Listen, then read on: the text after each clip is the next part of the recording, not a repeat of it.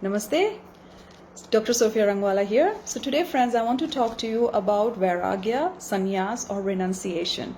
A lot of you have reached out to me seeking clarity on this and asking for guidance as to what you should do because you feel conflicted between two worlds. A part of you wants to leave everything and seek a spiritual path, but then there are responsibilities to take care of the family, to earn, to have a living. So what should you do? So before we go on to what you should be doing, let us first understand why does this happen? Why when a person embarks on a spiritual path, a detachment begins to happen and a person just wants to withdraw themselves from the materialistic world? That's because the Jivatma begins to awaken, begins to realize, its true nature, its true self, and it wants to know more. It wants to go closer to God. So when this happens, the veil created by Maya, the illusion created by Maya begins to lift up. And as it begins to lift up, one begins to understand and realize the transient nature of the materialistic world. One begins to understand that the materialistic possession like wealth, degrees and all glorifications, including, glorification of this body also, is all very transient. And the Jivatma realizes that the moment rather it leaves all of this, nothing will go with it. None of the materialistic thing will go with it. So what will go with it is something which is permanent. So then it starts seeking something which is permanent, which is eternal, and that is God. Right? So this happens after many lifetimes of running after desires, chasing them, suffering and all of that. And when the soul has had enough experiences and it comes to a stage when it's like, oh, enough of this. What is then the truth? I've been running after these illusion for so long. So that is when it wants to seek higher things. So every sadhak, when they embark on a spiritual path, this is a very natural state to be in. And yes, one will feel this conflict because the soul then pulls you, your jivatma pulls you towards the spiritual path. But then there are prarabdha karmas which are stored in the subconscious mind. The ego is also over there. The ego is afraid. It is worried. How will it take care of itself? How will it sustain itself? And then there are prarabdha karmas because of which you have to take care of your family. You have to earn. You need a home to stay. You need clothes. You need food, right? Because without all of this, you cannot take care of the physical body. And without the physical body, how will you do your sadhana, right? So it is all connected, right? So then what should one do? Okay, so then one has to find a middle ground. One has to find a middle path. And in that case, then one should start living a life, an austere life in which they should take care of their family, discharge their karmas, in a dispassionate manner, in a detached manner. They can operate in the world, but without being in the world. Without being connected with the world internally. They can detach from the world internally and rise above doership, realize that they are not doing anything, that everything is just happening, on its own, and they are just a channel. Through them, the karmas are getting discharged, and not to take credit for any of the actions that is performed through them. And then no more agami karmas will be generated, which we talked about in the last video. And at the same time, of course, on a daily basis, you have to keep aside half an hour, 1 hour, whatever time that you can for your sadhana, in which you're specifically completely focused only in your sadhana through your mantra jap or prayers or whatever form of sadhana that you choose. But throughout the day also you have to keep making the effort to be, in a state of akarma and rise above doership. This is true Vairagya. So Vairagya means detachment. It should happen at the mental level, right? It is the mind which needs a purification.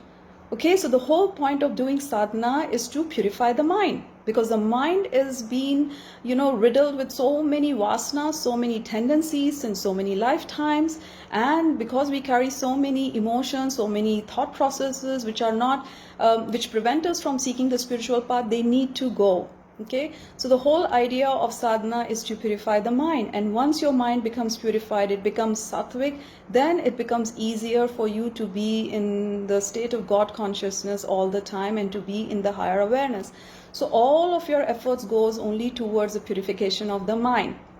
So when that is what is vairagya, the detachment is vairagya, and it should happen in the mind, not externally. A person, and we have seen some cases also, right, wherein a person will wear, all kind of external appearance will be there of a renunciate, but then they have been caught doing certain activities which were a complete opposite of their external appearance. So then they are fake, right? So one has to have renunciation in the mind. One can live in an ashram, in a forest, or even in the mountains. It doesn't matter. But if the renunciation, the true vairagya, if it does not happen in the mind, then it doesn't matter. Then it is just an external form of running away. It will be termed as what is called as escapism, escaping from your responsibilities, from your worldly duties, and that is not true sannyas.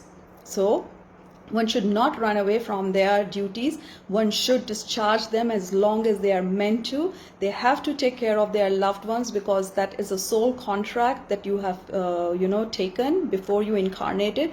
And if you do not fulfill that, and you run away from that in trying to seek God, you're not going to get anywhere far, and you will have to incarnate again to fulfill your karmas. Okay, so there is no escape from it. Right? So please do not let such tendencies get a strong hold over you and run away from discharging your karmas. Yes, in some cases there are certain people who have a certain life plan in which they are blessed already with financial independence, either through inheritance, they are born in very rich families and they are spiritually inclined, or they have already earned enough wealth through their hard work, and then they come with a state of spiritual awareness, and then they have no more need to earn anymore to take care of their self. They are happy living a simple, humble life, and they are good with that, and so then they can quit working, because they do not have the need to work to earn anymore for them to take care of themselves, right? They already have enough. Also, they may not have a family to cater to, and it is again a life plan that they have come with. It is a chosen life plan at the soul level, and these people then will have another role to play with. So they will be spiritual guides, they will have some bigger role to play in the society, maybe a leadership role, like our Modi ji, or any spiritual great guru, so they have not had any families, and their whole life is dedicated in serving humanity, and they come for a greater cause. Or even if not a really very big great cause, but even then they also have to serve.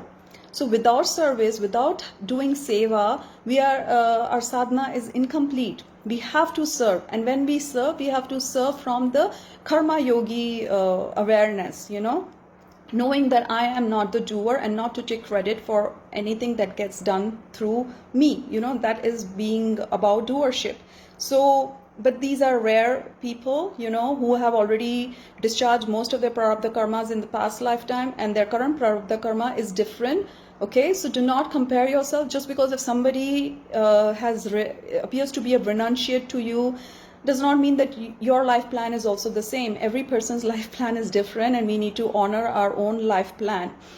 Also, my friends, do not compare your progress with someone else. Okay, no two people's spiritual progress is ever going to be the same, because some person, if they grow spiritually very fast in their current life, it's because they have already done a lot of work in their previous lifetime, and that's why in this lifetime they are not, they don't have to do much. Maybe very little is needed, and they have advanced very rapidly.